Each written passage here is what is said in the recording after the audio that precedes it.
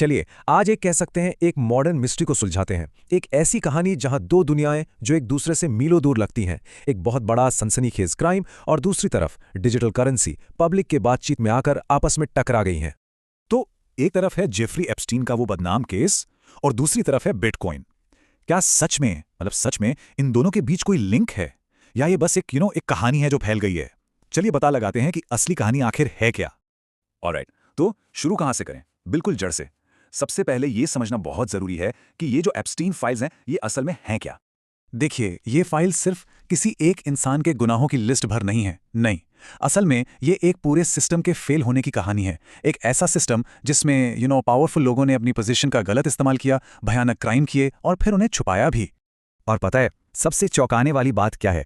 ये सारे के सारे फाइनेंशियल क्राइम्स ये किसी नई फैंसी टेक्नोलॉजी से नहीं हुए हैं, कोई रॉकेट साइंस नहीं थी। ये सब हुआ है हमारे पुराने ट्रेडिशनल बैंकिंग सिस्टम से। वही ऑफशोर अकाउंट्स, वही शेल कंपनियां, मतलब वो तरीके जो सालों साल से इस्तेमाल हो रहे हैं। ओके, तो ये था कहानी का एक हिस्सा। अब चलते हैं इसके दूसरे किरदार की तरफ, बिटकॉइन। और ये मजेदार है क्योंकि बिटकॉइन एक ऐसी टेक्नोलॉजी है जिसे कह सकते हैं बनाया ही उन सिस्टम्स की कमियों के जवाब में गया था जिनका एप्स्टीन जैसे लोग फायदा उठाते हैं। मतलब इसका पूरा का पूरा आइडिया ही यही है कि पावर किसी एक बैंक या सरकार के हाथ में ना रहे बल्कि सब में बंट जाए। ये ट्रांसपेरेंसी के सिद्धांत पर चलता है जहां कोई एक बिग बॉस नहीं है जो सब कुछ कंट्रोल करे। और ये जो सिद्धांत है ना, डिसेंट्रलाइजेशन, ट्रांसपेरेंसी, ये सीधे सीधे ट्रेडिशनल फाइनेंस की उन्हीं कमियों पर हमला करते हैं जिनकी हम बात कर रहे थे। करप्शन, पारदर्शिता की कमी, कुछ लोगों के हाथ में कंट्रोल। जब हर ट्रांजैक्शन एक पब्लिक बही खाते पर हो तो उसमें हेरफेर करना लगभग नामुमकिन हो जाता है। ठीक है, तो अब हम एप्स्टीन केस को भी समझ गए और बिटकॉइन को भी। अब आते हैं उस $1,000,000 क्वेश्चन पर। क्या इन दोनों कहानियों के बीच कोई असली फैक्ट्स पर आधारित लिंक है भी? यही तो वो सवाल है जो इस पूरी बहस के सेंटर में है। क्या किसी भी डॉक्यूमेंट में, किसी सबूत में कहीं भी एप्स्टीन और बिटकॉइन का नाम एक साथ लिया गया है? और इसका जवाब बिल्कुल क्रिस्टल क्लियर है।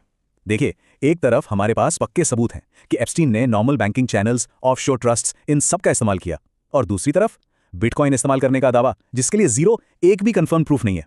यह सिर्फ एक थ्योरी है और कुछ नहीं। और अगर फिर भी कोई डाउट बचा हो तो ये बयान देख लीजिए। यह बिल्कुल साफ कहता है इस बात का कोई भी पुख्ता सबूत नहीं है। किसी भी इन्वेस्टिगेशन में एप्स्टीन के फाइनेंशियल नेटवर्क और क्रिप्टो करेंसी के बीच कोई भी कनेक्शन नहीं मिला। तो फिर सवाल उठता है कि भाई अगर कोई सबूत ही नहीं है तो फिर ये कहानी चल क्यों रही है? और यहीं पर यह पूरा मामला क्या से हटकर क्यों पर आ जाता है। और सच कहूं तो यह ज्यादा इंटरेस्टिंग है कि आखिर इस अफवाह की जड़ क्या है। राइट, ये सवाल से फैक्ट चेकिंग का नहीं है। ये समझना है कि बिना किसी बेस के कोई आइडिया लोगों के दिमाग में इतना पक्का कैसे हो जाता है। और जवाब है भरोसे का टूटना। जब लोगों का अपने सिस्टम्स पर से भरोसा उठ जाता ना, जब उन्हें लगता है कि सिस्टम उन्हें फेल कर रहा है, जैसा कि एप्स्टीन केस ने साफ साफ दिखाया, तो वो जवाब कहीं और ढूंढने लगते हैं। ये पूरी कहानी उस गहरे अविश्वास से निकली है।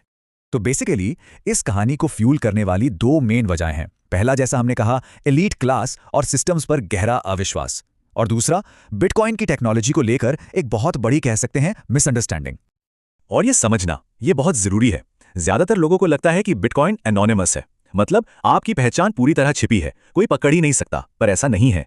बिटकॉइन सूडोनिमस है, यानी छद्म नाम। इसका मतलब है कि आपकी असली पहचान तो एक कोड के पीछे छिपी है, लेकिन आपके सारे के सारे ट्रांजैक्शन एक पब्लिक लेजर, जिसे ब्लॉकचेन कहते हैं, उस पर रिकॉर्ड हो जाते हैं हमेशा के लिए, और उन्हें कोई भी देख सकता है। तो सोचिए, बड़े बड़े क्रिमिनल फाइनेंस को छुपाने के लिए ये कितना खराब तरीका है ना? तो आखिर में हम कहां आकर रुकते हैं? यही कि ये दो अलग अलग कहानियां हैं। एक तरफ एप्स्टीन का क्राइम, दूसरी तरफ बिटकॉइन।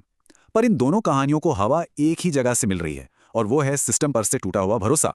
ये पूरी नैरेटिव फैक्ट्स के बारे में कम और लोगों के अविश्वास और उनकी भावनाओं के बारे में ज्यादा है। तो बस एक आखिरी सवाल के साथ इस चर्चा को खत्म करते हैं कि जब फैक्ट्स कड़ियां नहीं जोड़ पाते हैं तो उस खालीपन को क्या भरता है? जब सिस्टम्स पर से भरोसा उठ जाता है तो उस खाली जगह में कौन सी कहानियां पैदा होती हैं, और वो हमारी सच्चाई की समझ को कैसे बदल देती हैं? अगर आपको ऐसी रियल मार्केट नॉलेज चाहिए